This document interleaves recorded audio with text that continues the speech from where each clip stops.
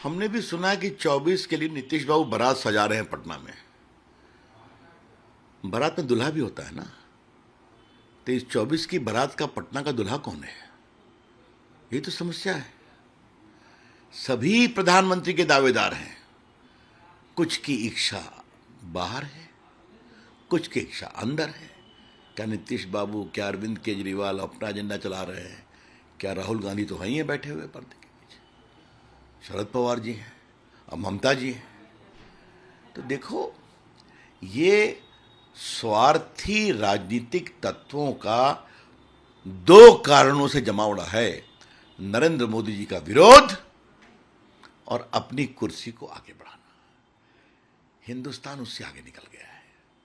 अब हिंदुस्तान स्थायी सरकार खोजता है, और जब स्थायी पूर्ण बहुमत की सरकार आती है तो भारत का मान कितना बढ़ता है, यह मोदी जी की अमेरिका यात्रा में दिखाई पड़ रहा है कि आज स्ट्रैटेजिक सिक्योरिटी, स्ट्रैटेजिक दोस्ती सब हो रही है, क्योंकि भारत मोदी जी की अगुवाई में दुनिया की बड़ी आर्थिक ताकत, बड़ी सामरिक ताकत, बड़ा बाजार बन रहा है और एक शांति का दूत भी बन रहा है। अब ये लोग हमको खाली एक ही चीज़ बताइए, सर्जिकल स्ट्राइक करने के लिए तो पहले सबसे बात करनी पड़ेगी ना, है?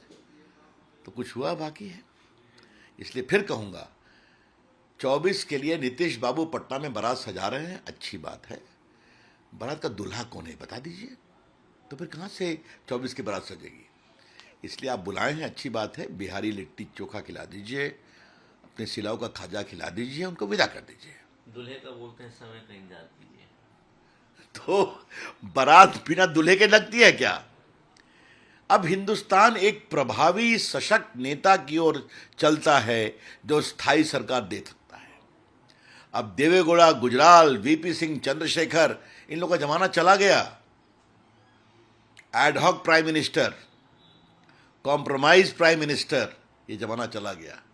अब जमाना है प्रभावी, ईमानदार, सशक्त नेता, जो मोदी जी की अगुवाई में देश ने देखा है। ये दो बार उनको स्थायी बहुमत दिया, तीसरी बार भी देगा। तो 2019 में जब लालू यादव इतने ताकतवर थे तब तो एक सीट नहीं जीत पाए। आज तो इतने कमज़ोर हो गए हैं, तब क्या मुकाबला करेंगे? और उनका बेटा क्या मुकाबला करेगा? इसलिए देखिए, कोई बाहर से आता तो प्रशंसा ही करता है ना, वो कोई ये थोड़ी कहेगा कि आप कमज़ोर हो गए हैं।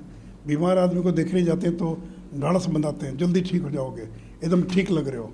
इसलिए उसका कोई अर्थ नहीं है कि वो जाकर लालू यादव परिवार से मिले, उनको कहा कि बहुत मजबूत है, मुकाबला कर सकते हैं। तो ये सब तो वो तो एक औपचारिकता है कि जब किसी बीमार से मिलने जाते हैं तब इस तरह के शब्दों का प्रयोग करते हैं। नहीं, ये जिस तरीके से आप लोग सवाल उठा रहे थे कि ये लोग नहीं आएंगे, अब तो सारे लोग आ गए और चेहरे ये किसने कहा कि नहीं आएंगे? ये तो कहा किसने? एक मुझे दिखा दीजिए बाइट। आप ये जो बात बोले पहले मुझे बाइट दिखाइए, किसने कहा कि नहीं आएंगे? अरे भाई, कोई बुलाएगा तो क्यों नहीं कोई आएगा? आज भी बताइए कि मेरे घर में बर्थडे था या बेटे की शादी थी तो लालू यादव विरोधी रहते हुए आए कि नहीं आए? मैं उनके यहाँ गया। भाई, आप अगर चाय पर निमंत्रण दीजिएगा और विपक्षी दलों को बुला तो कौन नहीं आएगा? लेकिन नवीन पटनायक क्यों नहीं आए? केसीआर क्यों नहीं आए? मायावती क्यों नहीं आई? एचडी कुमारस्वामी क्यों नहीं आए? वाईएसआर क्यों नहीं आए?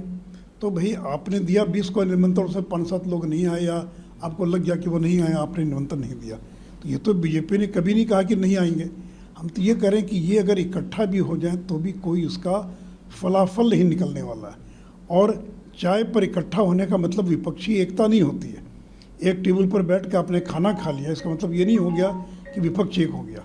सवाल तो ये कि क्या बंगाल में ममता बनर्जी कांग्रेस को सीट छोड़ेंगी? ममता बनर्जी तो कह रही है कि कांग्रेस बंगाल छोड़ो, आपको बंगाल में लड़ने की आवश्यकता नहीं है। 1:1 का मतलब ममता बनर्जी के लिए कि हम सभी सीट पर चुनाव लड़ेंगे, कांग्रेस हमारी मदद करे। तो क्या कांग्रेस बंगाल छोड़ देगी ममता बनर्जी के हाथ में? क्या अरविंद केजरीवाल के हाथ में पंजाब और दिल्ली छोड़ देगी? और अरविंद केजरीवाल शर्त लगा रहे हैं बैठक के पहले, ब्लैकमेल कर रहे हैं कि मेरा एजेंडे पर पहले चर्चा हो।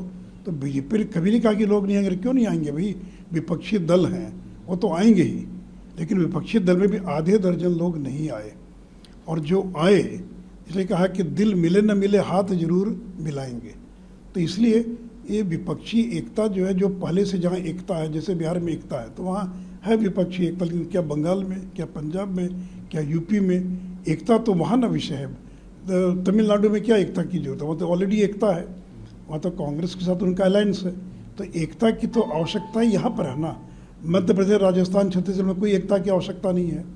तो जिन राज्यों में विपक्षी एकता की आवश्यकता है, वहाँ क्या अरविंद केजरीवाल, अखिलेश यादव, ममता बनर्जी, केसीआर, ये क्या एक हो पाएंगे? सवाल ये है। हमसे जुड़े रहने के लिए हमारे YouTube चैनल को सब्सक्राइब करें और नई वीडियो की नोटिफिकेशन के लिए बेल आइकॉन को दबाएं।